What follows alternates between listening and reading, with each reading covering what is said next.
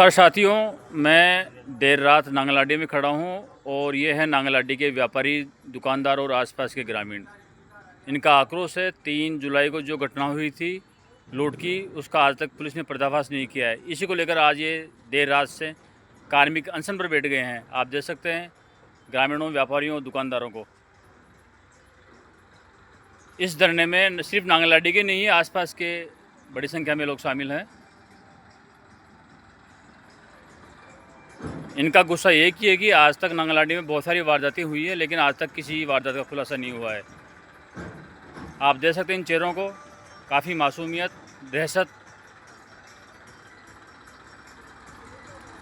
नांगलाडी गांव में देर रात को अनशन क्यों, ये बड़ा सवाल है सरकार और पुलिस प्रशासन के सामने। आखिर इतनी बड़ी मजबूरी क्यों आई है? पुलिस क्यों नहीं पकड़ पाई है अब तक बदमाशों को? इस बारे में कुछ यहाँ जो अनशन पर बैठे हैं वो जानकारी देंगे। क्या नाम है आपका? नमस्कार सर, मैं बाबूलाल पर हूँ। बताएं कुछ जानकारी इस बारे में। जानकारी ये है कि पुलिस अभी तक कोई कार्रवाई नहीं कर पाई है, तो उसको देखते हुए हमने 5 आदमी नियुक्त किए हैं और वो आज से अनशन पे बैठ गए। अच्छा और जी। जब तक कोई कार्रवाई नहीं होगी तब तक अनशन पे रहेंगे। और इनका प्लान ये है कि अभी शाम को इंचार्ज साहब से बात हुई थी, तो उन्होंने ये बोला कि मैं 1-2 दिन में निकाल के परेड करवा दूँगा। हम यही चाह रहे हैं कि जो भी कोई कार्रवाई हो, सटीक कार्रवाई हो। जो 22-23 घटनाएं हो चुकी है, आज तक उनका खुलासा नहीं हुआ, वो भी खुलासा होना चाहिए। गांव में शांति कायम रहे, यही हमारी उम्मीद है। ग्राम पंचायत बिछड़ी नांगल के सरपंच प्रतिनिधि सहित यहाँ के सभी लोग धरने पर हैं। हम आपको एक खास बात बताएंगे। नांगलाडी गांव में व्यापार मंडल के पूर्व अध्यक्ष हुआ करते थे नानूराम जी। वो पुलिस के मित्र भी हुआ करते थे, लेकिन आज वो इस दुनिया में नहीं है। उनकी बड़ी भूमिका थी गांव के विकास में, सुरक्षा में। आज उनके सुपुत्र भी इस धरने में हैं। क्या नाम है आपका? सूरज कुमार शर्मा। सर, ये 22वीं 23वीं घटना है ये नांगलाडी की। 23वीं घटना है, अभी तक कोई खुलासा नहीं। कोई बस आश्वासन देते हैं करेंगे, हो रहा है, कुछ नहीं हो रहा है पुलिस प्रशासन से। हम परेशान हो रहे हैं, भूख हड़ताल कर रहे हैं। अब ये लगातार रहेगी भूख हड़ताल। ये कहना है हत्यारों को पकड़े, उसको हत्यारों को नहीं, जो लूट के वारदात को पकड़े।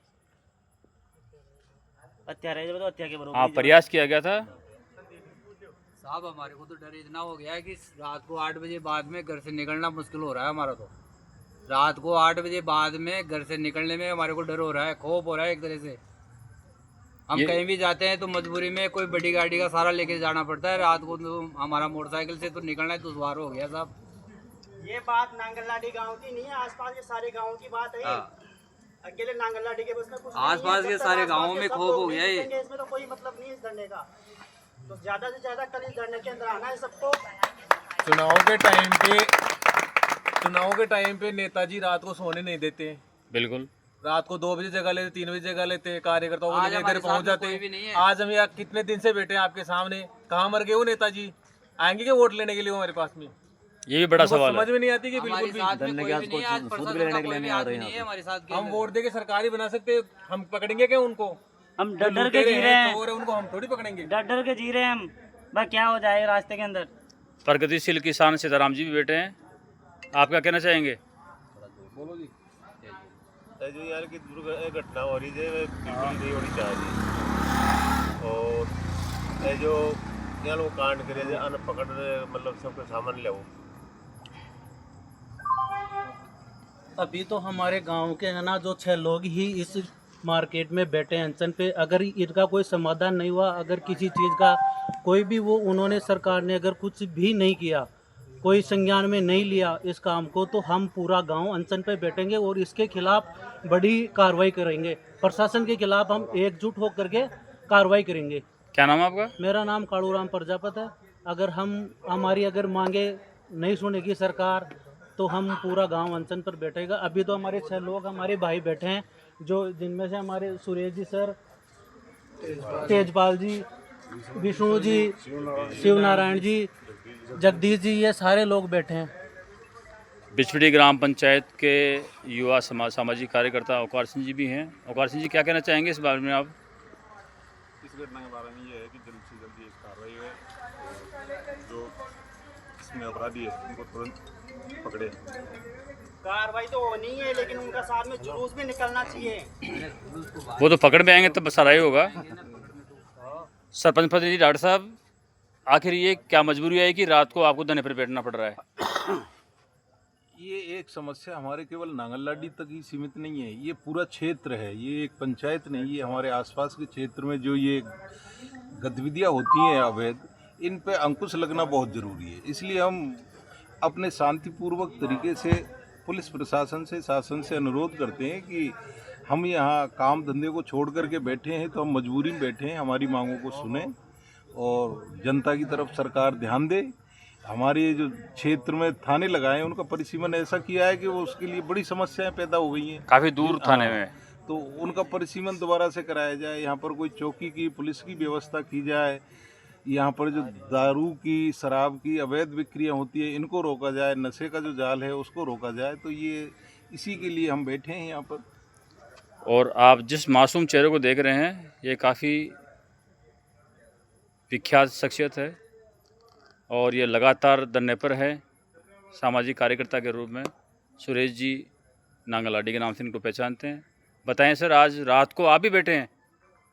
सर, बैठने का कारण ये हो गया कि कहते हैं कि एक सभ्य समाज जब मौन हो जाता है तब अपराधियों के हौसले बढ़ जाते हैं, बुलंद हो जाते हैं।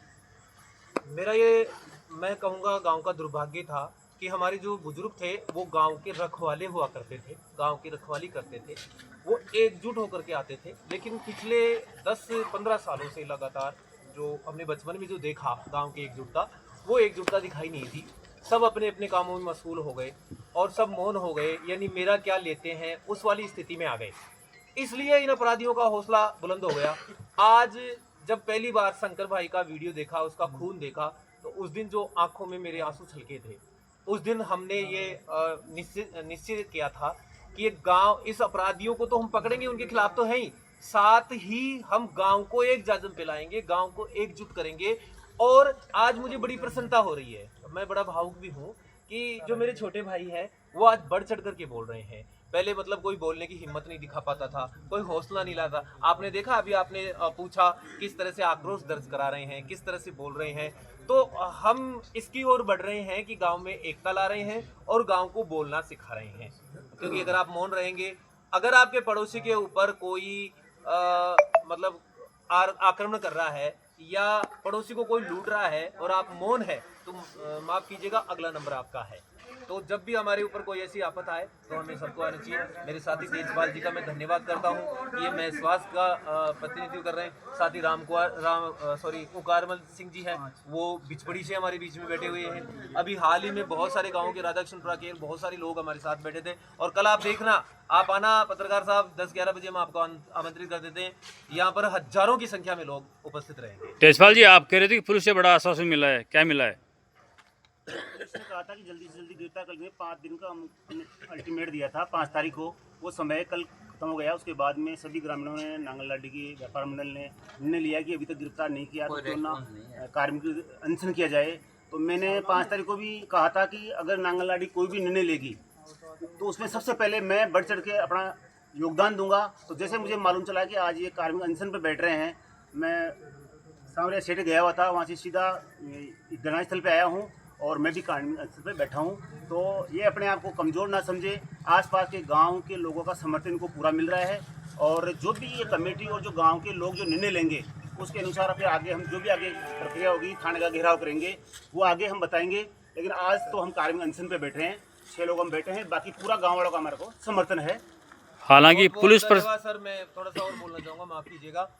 रात को ये 11:15 बजे का लगभग समय है और हमारे जागरूक पत्रकार हमारे भाई रविंदर सिंह जी, आप हमारे साथ खड़े हैं और हमारी बात को पहुंचा रहे हैं।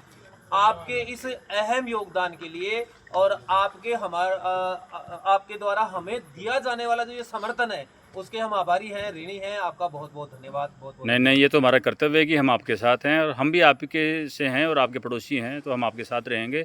लेकिन पुलिस से भी हमारी वार्ता हुई थी, पुलिस वाले बता रहे हैं कि जल्द हम बदमाशों को पकड़ेंगे, कड़ी से कड़ी जोड़ रहे हैं तो सम्मानना तो ये है कि जल्दी ये मामला खुलेगा, लेकिन आपकी मेहनत जरूर रंग लाएगी। जी सर, हम धन्यवाद। भी पुलिस प्रशासन के खिलाफ आपके नहीं है। माध्यम से कहना चाहता हूँ कि कल अधिक से अधिक संख्या में जो भी लोग सुन रहे हैं, आसपास के लोग और जो भी हमारे साथी है, वो सब कल अधिक से अधिक संख्या में आए, ताकि हम आगे जो भी निर्णय ले सके सबकी सहमति से ले सके। ये मैं आपके माध्यम से कहना चाहता हूँ। हम धन्यवाद। बुलावा नहीं, हम ना तो फोन कर पाएंगे, अब इतना समय नहीं है, ना मैसेज कर पाएंगे। बस यही निवेदन है कि बस इसको देखते आ जाइए आप लोग। धन्यवाद। धन्यवाद।